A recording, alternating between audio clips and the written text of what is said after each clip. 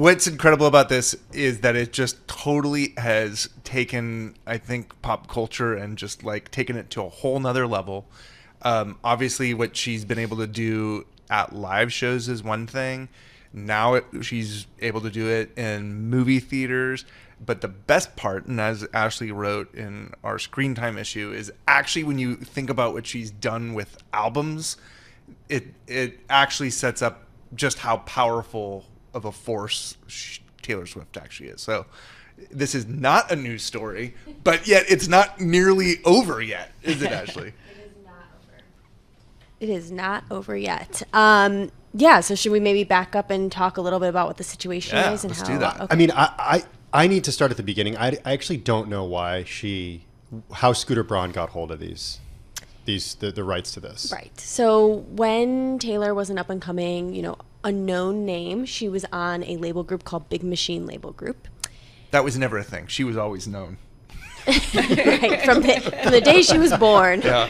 How dare you? Right, Charming. exactly. Eventually, Big Machine sold to Scooter Braun's management company, and so when they did that, Taylor's master recordings went with that deal. And is this typical, like artists don't have control over Yes. these two versions of rights? Yeah, so the master recordings, which is the literal like recording of a song, that specific song in this case and in many cases is owned by her former record label.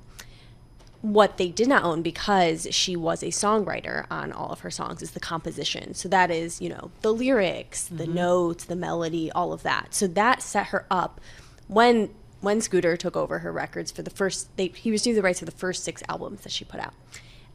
They have a very long history of not liking each other. It's definitely not worth getting into now. She was vocal about it going into it. She was very vocal about it. Don't want this to happen. Exactly. Yeah. She didn't trust him with these recordings. And so when that happened, she decided to kind of go with the nuclear option, which is to re-record all of these albums, and she can do that because she still has the rights to this composition, and so that's where we are. You know who you don't want to see go nuclear? Taylor Swift. Yeah, yeah. It's a shame they didn't do well. Scorched earth. Right. Yes. So she has been on this mission to re-record these albums. She's released a few already, and she's going to be releasing 1989. And you can tell when these are the re-recorded versions because in parentheses they'll say Taylor's version.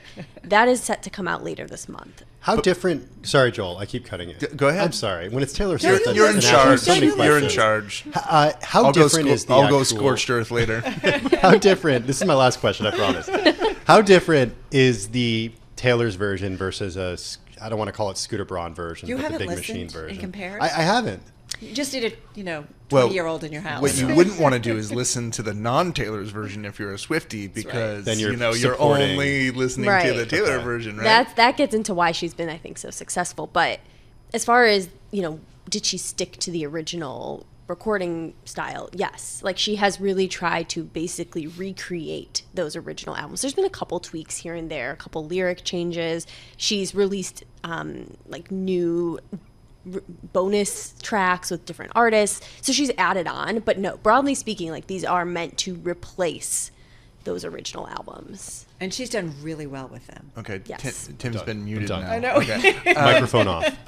Right? Okay, She's done but really this well. this is where Yeah.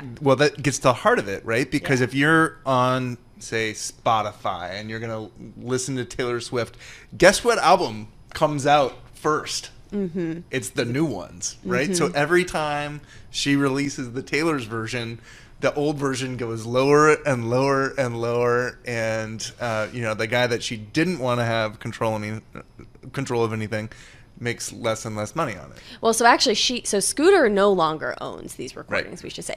Scooter sold them to Shamrock, and now they hold onto these. But regardless, I mean, she wants control of her own tracks, and she has been extremely successful. I can tell you guys a little bit of a stat here.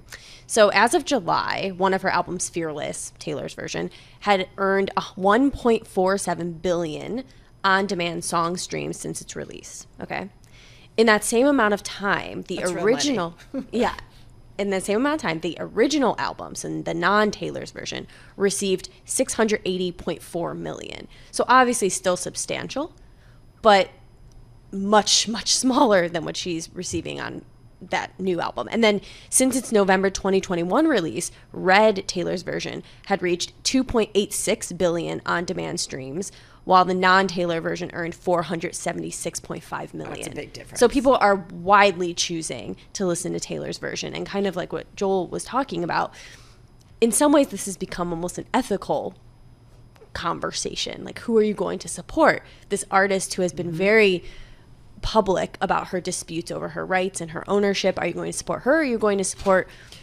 the investors who have bought this in different ways? Well, I will say my daughter, who's been a fan for a long time, and she'll be like, that evil Scooter Braun. Like, it's like, what? How do you even know who Scooter Braun is? And it's just interesting how she has really, as you say, it's an ethical decision in terms of what music you choose to play. Has she written lyrics about Scooter Braun?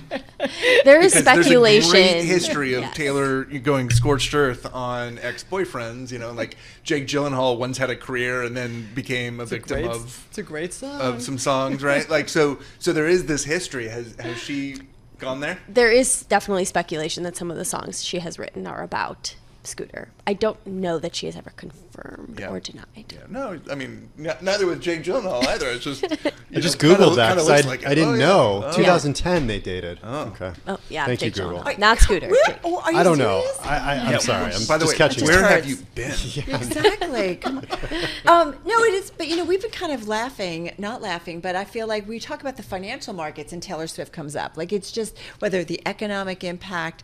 We were all out at screen time on the West Coast, and how many conversations You know what people wanted to talk about? was Taylor Swift. Like, it's and Beyonce. and Beyonce. To be fair, one thing though that in terms of what you did, like she can do this. Can anybody else do this? And other artists have tried.